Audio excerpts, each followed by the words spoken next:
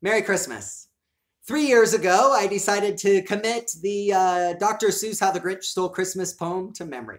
I think when I did that at the time, I had high hopes of doing it at our church's Christmas Eve service, or maybe just pulling it out at family gatherings to woo the children while they opened presents. That year, we went some different direction with our Christmas Eve service so that this poem would have felt out of place. And then I just never quite got the courage up to present it to the kids at Christmas. You know, you got to wait for the right moment for those things, and the right moment never presented itself. Until this year, where it seems like, since it's been 2020 and we've all had an interesting year, it feels like this is a great opportunity to brighten up the internet this holiday season with one of my favorite Christmas stories. That is Dr. Seuss's How the Grinch Stole Christmas. I should note that there are different versions of this poem flying around. I'm pretty sure that I memorized the original one by Dr. Seuss, but don't be that person that opens it up in a browser and tries to follow along. I guarantee I'm going to mess some stuff up and mix some stuff up, and it also is possible you may get the wrong version, but I'm just doing this so that you can enjoy it, so you can watch this with your children and have a happy holiday season. Maybe make your Christmas season that much better. If I remember correctly, I do think the original Dr. Seuss, How the Grinch Stole Christmas poem goes like this. Now the Who's down in Whoville loved Christmas a lot, but the Grinch, who lived just north of Whoville, did not. The Grinch hated Christmas the whole Christmas season. Now, please don't ask why. No one quite knows the reason. It could be that his shoes were tied up too tight, or it could be that his head wasn't screwed on just right. But I think the most likely reason of all was that his heart was just 2 sizes too small. Whatever the reason, his heart or his shoes, he stood there on Christmas Eve hating the Who's, peering down from his cave with the sour, grinchy frown at all the warmly lit windows below in the town. For he knew just then every Who down in Whoville beneath would just then be hanging a mistletoe wreath. They'll be hanging their stockings, he said with a sneer. Why, tomorrow is Christmas, it's practically here. For in the morning, he knew, all the Who girls and boys, they'd wake bright and early, they'd rush for their toys, and then all the noise, noise. That's one thing he couldn't stand, was the noise. And then all the Who's, from the young to the old, would sit down to a feast, and they'd feast, and they'd feast, and they'd feast. And that was something he could not stand in the least. They'd feast on Who pudding and rare Who roast beast. And then they do something he liked least of all. All the Who's down in Whoville, from the tall to the small, they'd stand close together. With the Christmas bells ringing, they'd stand hand in hand, and then they'd start singing. And they'd sing, and they'd sing, and they'd sing. And the more the Grinch thought of this Who Christmas sing, the more the Grinch thought, I must stop this whole thing. Why, for 53 years I've put up with it now. I must stop this Christmas from coming. But how? Then the Grinch got an idea. An awful idea. The Grinch got a wonderful, awful idea. I know just what to do. He laughed in his throat. Then he tied up a quick Santa Claus hat and a coat. He cackled and clucked. What a great Grinchy trick with this hat and this coat. I look just like Saint Nick. All I need is a reindeer. The Grinch looked around, but since reindeer are rare, there was none to be found. Did that stop the old Grinch? No. The Grinch simply said, if I can't find one, I'll make one instead. So he called his dog Max, and he got a red thread, and he tied a big horn on top of his head. Then he got some bags and some old empty sacks and a rickety old sled, and he hitched up old Max. The Grinch said, giddy up, and the sleigh started down to where all the Who's down in Whoville were asleep in the town. Their windows were dark. Quiet snow filled the air when the Grinch's sleigh pulled in to the square. This is stop number 1, the Grinchy Claus hissed. Then he climbed to the roof with empty bags in his fist. He slid down the chimney, a rather tight pinch, but if Santa could do it, then so could the Grinch. He got stuck only once for a moment or two, but then he stuck his head out of the fireplace flue, where all the little Who stockings were hung in a row. These stockings, said the Grinch, they'll be the first to go.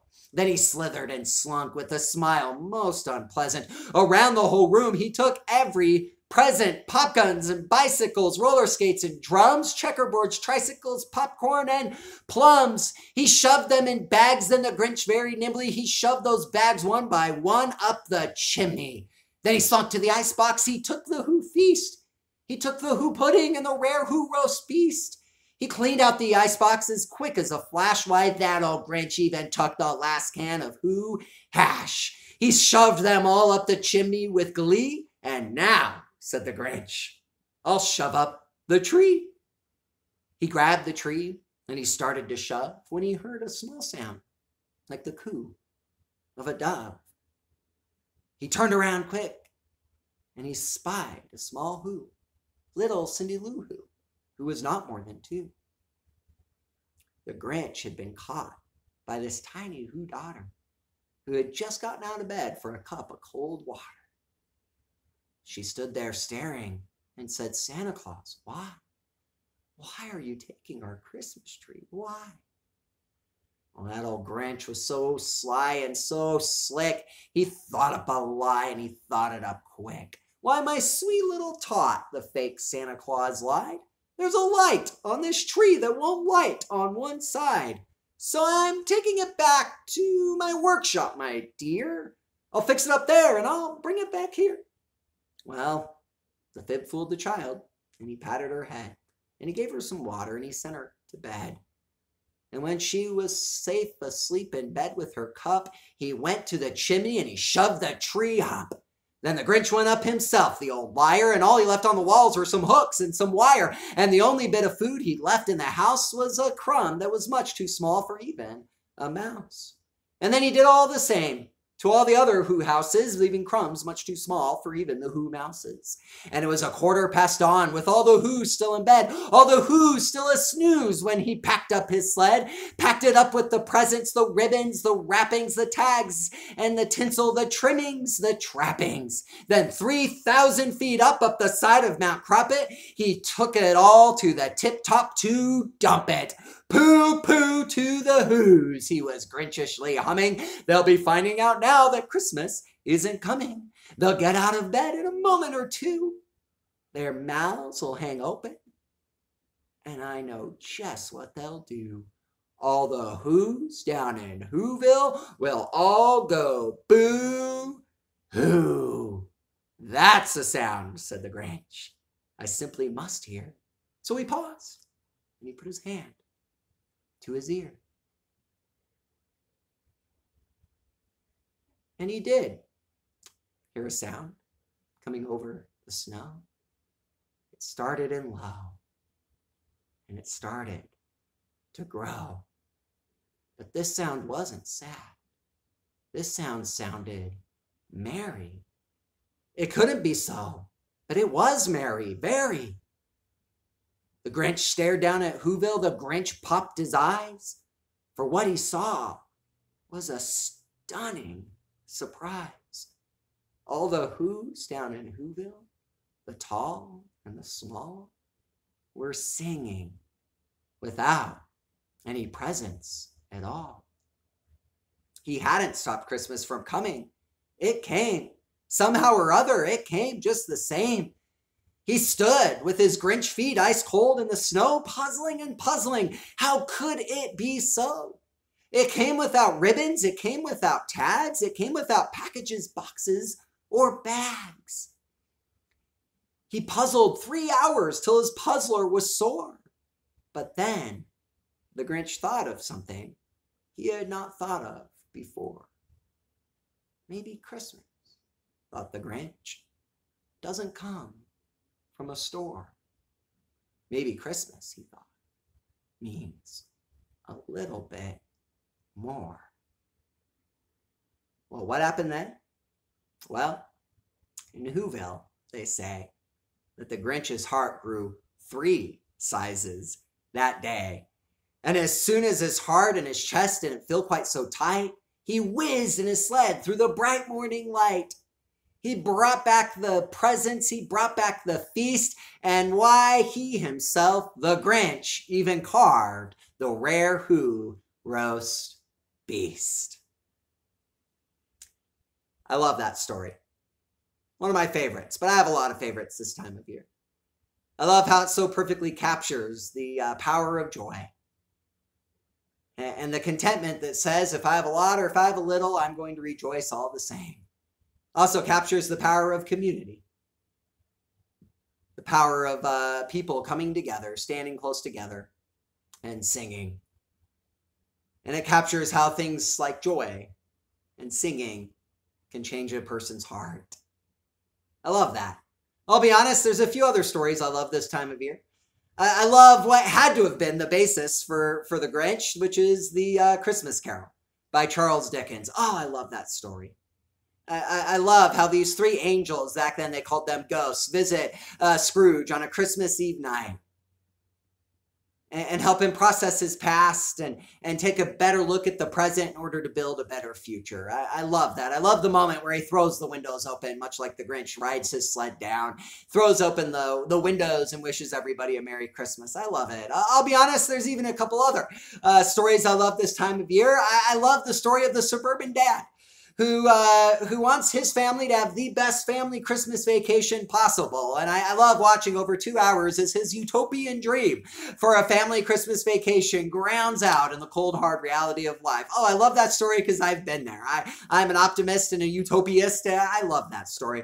I even love the story of another suburban dad who's not all that great a dad, and he accidentally knocks Santa on his roof on Christmas Eve and ends up having to become Santa because Claus actually stands not just for Santa Claus, but Claus in a contract. How wonderfully punny. We watched that movie with my kids a while back, just a week or two ago. Love that story. I love all the Christmas stories this time of year, but of course, it's going to go without saying, the one I love the most is another one that I memorized a long, long time ago. So long, in fact, that we'll see how much of this one I get right, but I think it goes something like this. That Caesar Augustus issued a decree that a census should be taken of the entire Roman world. And there was a virgin who was pledged to be married to a man named Joseph, who had been found to be with child. So Joseph took Mary and went to Bethlehem because it was the house in the city of David. And while he was there, the time came for the baby to be born. And Mary gave birth to a son. And she wrapped him in cloths and laid him in a manger because there was no room for that in the inn. And if I remember correctly, the rest of it goes something like, there were shepherds who were tending their flocks that night out in a nearby area. And an angel of the Lord appeared to them, and the glory of the Lord shone around him. And they were terrified. But the angel said, do not be afraid, for I bring you glad tidings of great news that will be for all the people. For today, unto you is born a baby in the house of David, and he is Christ, Messiah, the Lord. Seems like that story, too, captures something about the spirit of joy and the spirit of singing. When the whole heavenly host appears around him and they sing out the wonderful song.